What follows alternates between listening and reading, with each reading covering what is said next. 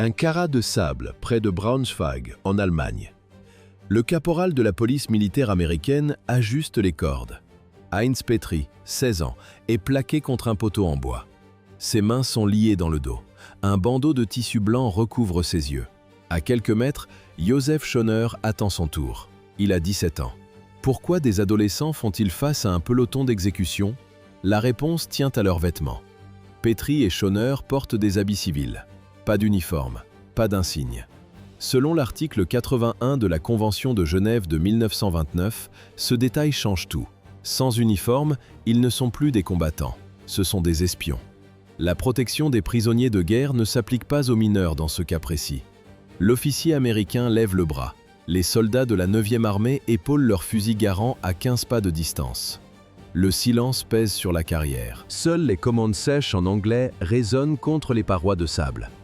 Ready, aim, ne faire des culasses claquent. Les tireurs visent le petit carré de papier épinglé sur la poitrine de Petry.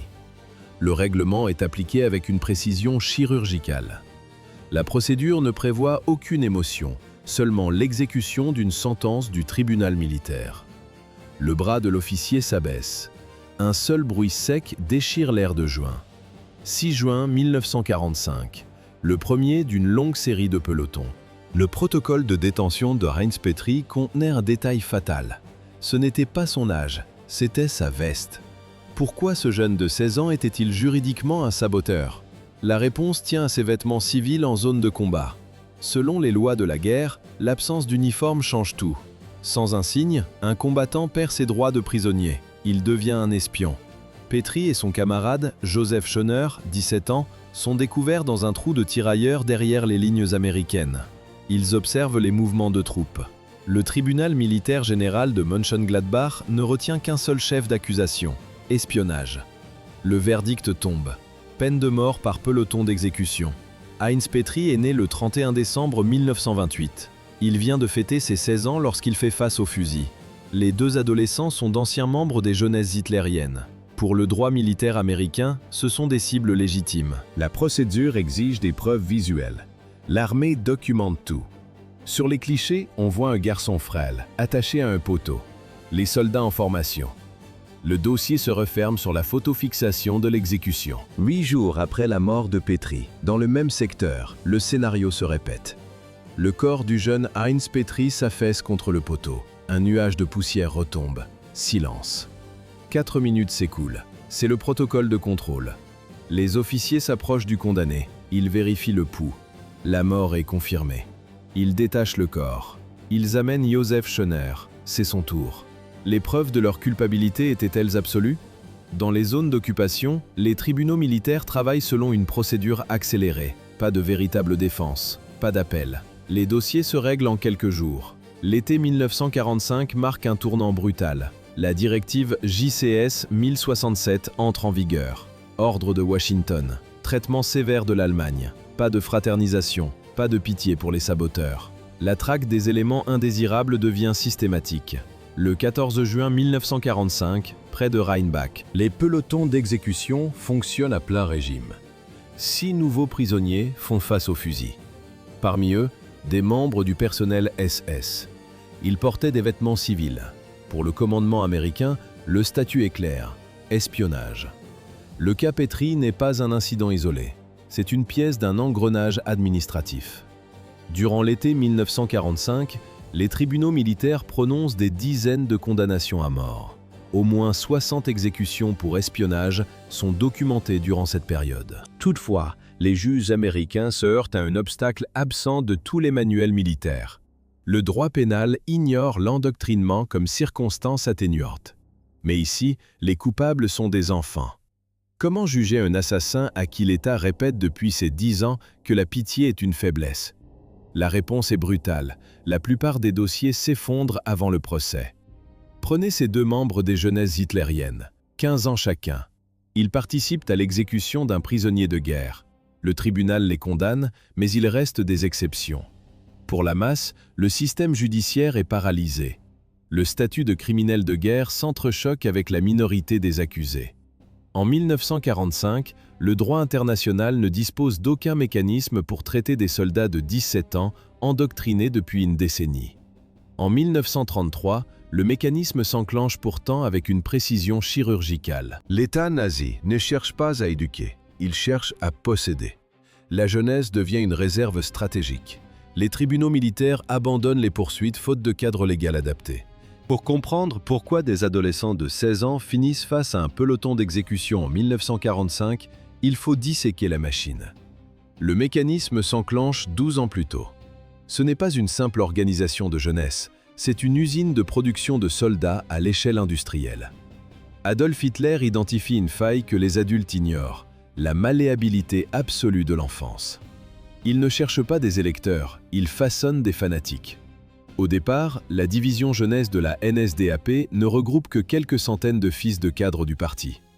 Des cercles restreints, des réunions locales. Puis la structure change de dimension. D'où viennent 2 millions de membres en une seule année? La réponse tient à l'interdiction administrative de toute alternative. En janvier 1933, lors de la prise du pouvoir, l'organisation compte 50 000 membres, soit à peine 0,07% de la population allemande. Le changement est brutal. Les rangs gonflent. La géométrie des colonnes devient parfaite. Des milliers d'uniformes identiques s'alignent sur les stades. Le bruit des bottes remplace les jeux d'enfants. À la fin de cette même année 1933, l'effectif atteint déjà 2 millions d'adhérents. La croissance des effectifs ne repose pas sur la propagande. Elle s'appuie sur la force de la police. En 1936, le Reich franchit une étape décisive. Adolf Hitler signe le décret sur la jeunesse. Le monopole est total. Le choix existait-il encore pour un adolescent allemand? Non. En 1936, l'État supprime toute alternative. Les autorités interdisent les boy scouts. La police dissout les organisations catholiques et protestantes. Les clubs communistes disparaissent. Leurs membres finissent en cellules. Il ne reste qu'une seule structure légale. Le système vise les garçons de 10 à 18 ans. Ils sont désormais 8 millions. Pour un adolescent de 13 ans, le refus signifie l'isolement social immédiat. Les parents risquent l'interrogatoire par la Gestapo. Les récalcitrants perdent l'accès aux diplômes et aux carrières. L'État identifie et marque les absents. Sous le couvert de randonnées et de jeux sportifs se cachait une méthode de déconstruction psychologique. L'aventure n'était qu'une façade. Uniformes impeccables, grenades d'exercice, tactiques de combat. Tout semblait exaltant pour un enfant de 10 ans. Mais l'essentiel restait invisible. L'endoctrinement frappait chaque jour, sans relâche. Que trouvait-on dans les manuels de mathématiques de l'époque? Des calculs de trajectoire de bombes. Des problèmes sur les économies réalisées grâce à l'euthanasie des handicapés. La haine devenait une science exacte. Le conditionnement passait par l'oreille. Les marches militaires résonnaient de chants collectifs. Les paroles glorifiaient la mort pour le Führer. Le sacrifice remplaçait l'instinct de survie. En 1937, l'idéologie nazie n'était plus une option. Elle était la seule vérité autorisée. Le processus n'était pas une éducation, c'était un forgeage. L'ancien membre Franz Jagemann décrira plus tard cette pression constante. Le slogan « L'Allemagne doit vivre » tournait en boucle. La survie de la nation exigeait la disparition de l'individu. Jagemann utilisera un terme précis. Le devoir de mourir leur était martelé. Ce n'était pas une suggestion, c'était un clou enfoncé dans le bois jusqu'à l'impossible retrait. En 1937, le régime franchit une étape supplémentaire dans la gestion de cette ressource humaine. Le contrôle de l'organisation passe sous une autorité strictement militaire. Le général Erwin Rommel est nommé responsable de la préparation physique et pré-militaire. En 1937, le général Erwin Rommel prend personnellement la tête de la formation physique et pré-militaire. L'endoctrinement cède la place à la balistique. Rommel multiplie les tournées dans les rassemblements de la jeunesse hitlérienne. Son objectif est clair: transformer une organisation de loisirs en une armée de réserve. Une école de tir nationale voit le jour. Combien d'enfants ont appris à tuer avant même le premier coup de feu de la guerre? En 1938, 1 500 000 membres sont déjà formés au maniement des armes. Le choix technique est précis. Le fusil de petit calibre, la KK-Gewehr, s'adapte parfaitement à la morphologie de garçons de 10 ans. Le recul est faible, la précision est chirurgicale. Avant la fin de l'année, 51 000 adolescents reçoivent leur insigne de tireur d'élite. Le 1er septembre 1939, l'Allemagne envahit la Pologne. La structure change de nature. Les jeunes servent d'abord de messagers ou d'auxiliaires pour la défense civile. Ils éteignent des incendies après les raids aériens. Mais le front dévore les hommes. La transition vers le combat direct devient inévitable. L'invasion de la Pologne marque le début de la transformation radicale de l'organisation en force combattante. En 1944, les 1 500 000 tireurs de Rommel deviennent le réservoir humain de la SS. La 12e Panzerdivision SS Hitlerjugend sort de terre. C'est un monstre structurel. Le principe est simple, fusionner le fanatisme adolescent et le sadisme des vétérans. Les officiers arrivent du front de l'Est. Ce sont des hommes endurcis par les massacres en Union soviétique. Les soldats, eux, sont des enfants. 65% des effectifs ont moins de 18 ans. La génération née en 1926 ne connaît rien d'autre que le nazisme. Pour eux, l'Allemagne d'avant Hitler n'existe pas. Qui commande ces écoliers au combat? Des cadres de la Leibstandarte SS Adolf Hitler, des tueurs professionnels. Le contraste est total. Les officiers étudient les cartes avec froideur. Les recrues portent des uniformes trop larges pour leurs épaules frêles. Le ravitaillement est absurde. Au lieu de la ration de tabac et d'alcool habituelle, les adolescents reçoivent des bonbons. On leur donne des Panzer IV. On leur donne des mitrailleuses et des grenades. On leur dit qu'ils vont sauver le Reich. Seuls 3% des soldats de la division ont plus de 25 ans. Le 7 juin 1944, la réalité frappe. Normandie. 24 heures après le débarquement. La division est jetée contre les troupes canadiennes près du village d'Auty. Les commandants de chars britanniques observent la scène avec horreur. Les adolescents se jettent sur les blindés alliés comme des loups. Aucune hésitation, pas de peur, juste une agression fanatique et suicidaire. La propagande a laissé place au sang sur l'herbe normande. En Normandie, l'endoctrinement produit son résultat. Les enfants cessent de faire des prisonniers. Ce n'est plus une guerre, c'est une procédure d'extermination. Un char Panzer écrase des corps sur la route. Les chenilles broient le métal et les os. 156 prisonniers de guerre canadiens meurent sous les coups de la 12e division SS Hitlerjugend. Est-ce un excès isolé? Non. Le commandant de la division, Kurt Meyer, donne le ton. Il ordonne des représailles pour les bombardements des villes allemandes. Son message est clair. Ne prenez pas de gants. Ne prenez pas de prisonniers. À l'abbaye d'Ardennes, le quartier général s'installe dans le sacré. 20 soldats canadiens sont exécutés dans le jardin. Les adolescents tirent. L'abbaye devient un abattoir. Au château d'Audrieux, le scénario se répète. Le commandant du bataillon de reconnaissance interroge 3 captifs. Ils se taisent. Il les fait abattre. 6 autres suivent. Puis une rafale de mitrailleuses fauche le reste près du château. 19 meurtres pour ce seul site. Ces exécutions ne sont pas des bavures de soldats égarés. Ce sont des actes systématiques, ordonnés par des officiers et exécutés par des mineurs. On leur a appris que l'ennemi est sous-humain.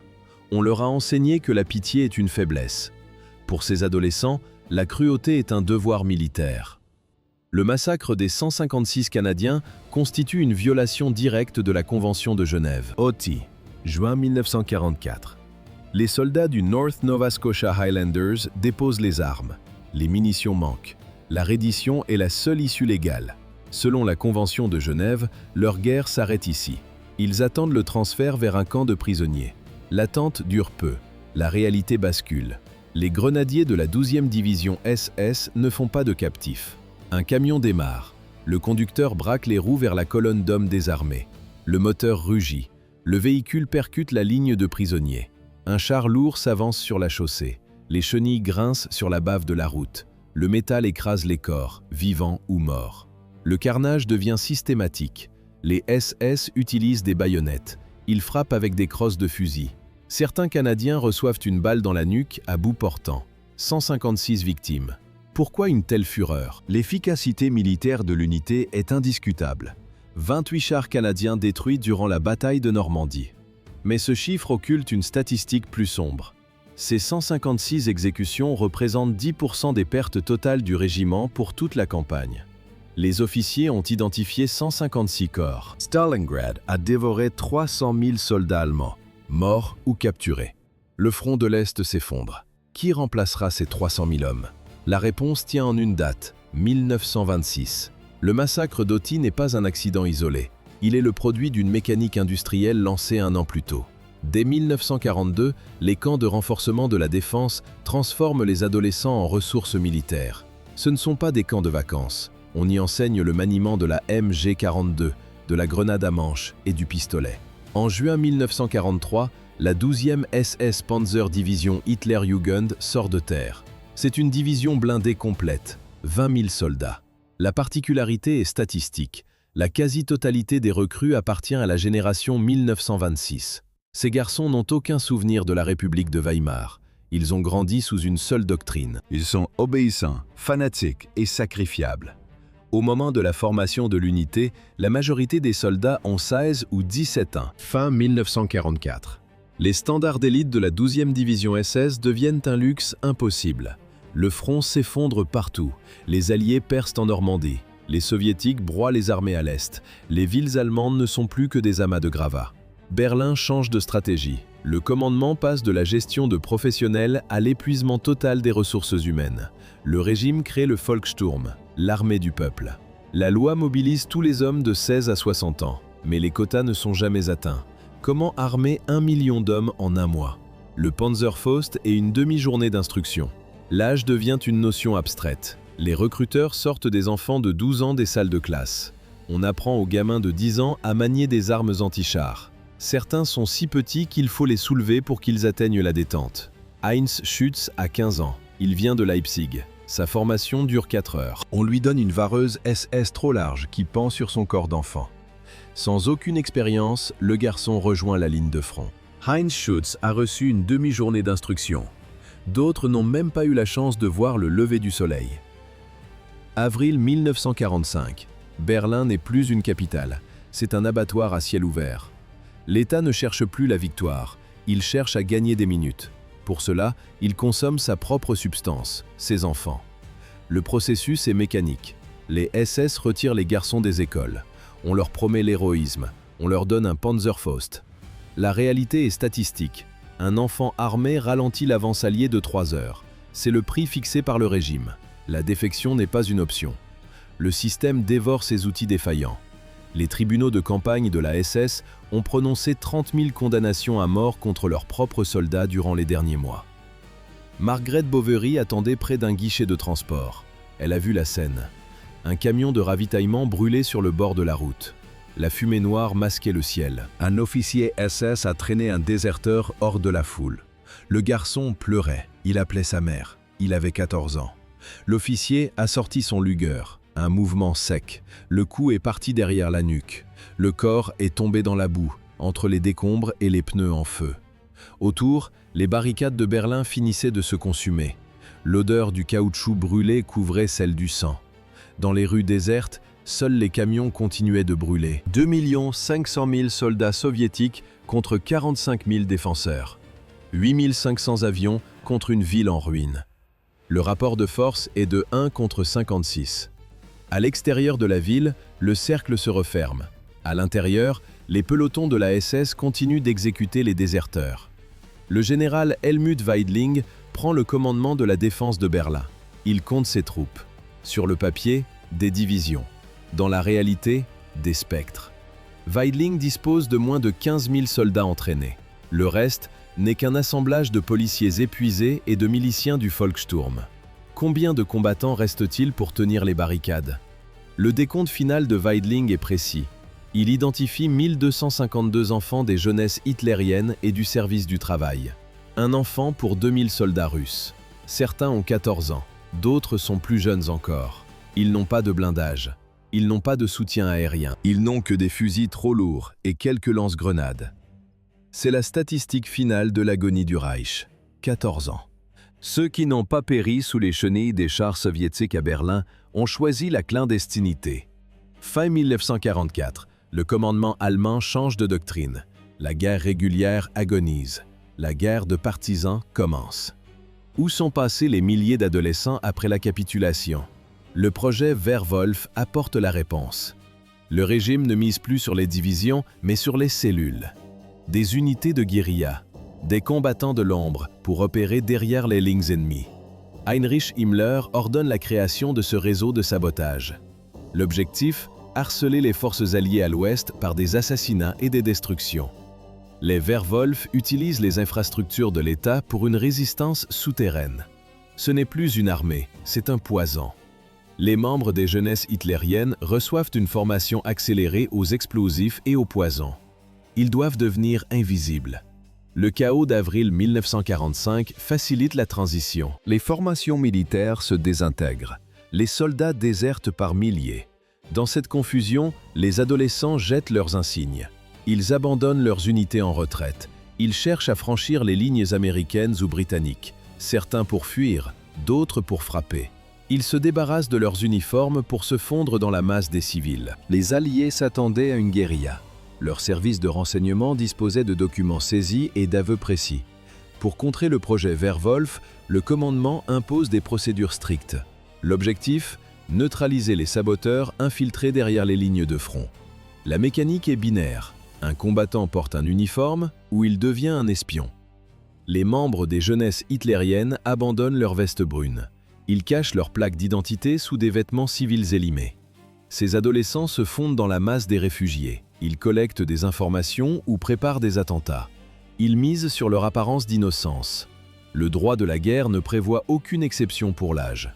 Les conventions internationales sont formelles. Tout combattant capturé sans signe distinctif perd son statut de prisonnier de guerre. Il devient un franc-tireur. Le verdict tombe sans procédure complexe. La sentence est immédiate. L'enfant reste une cible. Le droit valide le peloton d'exécution. Les Alliés appliquent la peine de mort pour espionnage sans uniforme. Les lois de la guerre ont tendu un piège mortel aux exécutants, tout en protégeant les commandants. En 1945, l'âge minimum pour le combat est fixé à 15 ans. Heinz Petry et Josef Schoner ont dépassé cette limite. Juridiquement, ce sont des combattants. Capturés sans uniforme en pleine mission d'espionnage, ils tombent sous le coup du droit international. Les Américains appliquent la règle à la lettre. La sentence est immédiate. Comparez ce destin à celui de la 12e division Panzer SS. Cette unité transforme des adolescents en bourreaux. Ses membres massacrent 40 prisonniers de guerre canadiens de sang-froid. Kurt Meyer commande la division. Le juge frappe son bureau de son marteau en bois. Le verdict tombe. Meyer est responsable. En décembre 1945, le tribunal condamne Meyer à mort. Un an plus tard, sa peine devient de la prison à vie. Meyer signe des documents dans sa cellule, entouré de livres. Pendant ce temps, Petry et Schoner font face au peloton. Le bruit des culasses résonne contre un mur de briques. Une salve, 2 corps s'écroulent. Le contraste est total. Un général survit à 40 meurtres. 2 adolescents meurent pour une suspicion d'espionnage. Kurt Meyer retrouve la liberté dès septembre 1954. L'exécution de Petry et Schoner a figé un paradoxe juridique. Été 1945, les zones d'occupation se stabilisent. Les tribunaux militaires tournent à plat régime. Les exécutions s'enchaînent. La question divise les historiens, justice ou vengeance. Ces adolescents étaient des produits. Le système les a façonnés dès l'enfance. Hitler était le sauveur, l'ennemi était le mal. Mourir pour le Reich était une gloire. La mécanique de l'endoctrinement a fonctionné sans faille. Des adultes ont transformé des enfants en armes. Ces mêmes adultes leur ont donné des ordres. Puis, ces mêmes adultes ont disparu, laissant les enfants face au peloton d'exécution. Où commence la responsabilité individuelle? Le droit international cherchait une réponse. Les conventions de Genève de l'époque fixaient un seuil, 15 ans. C'était l'âge minimal pour participer à un conflit armé.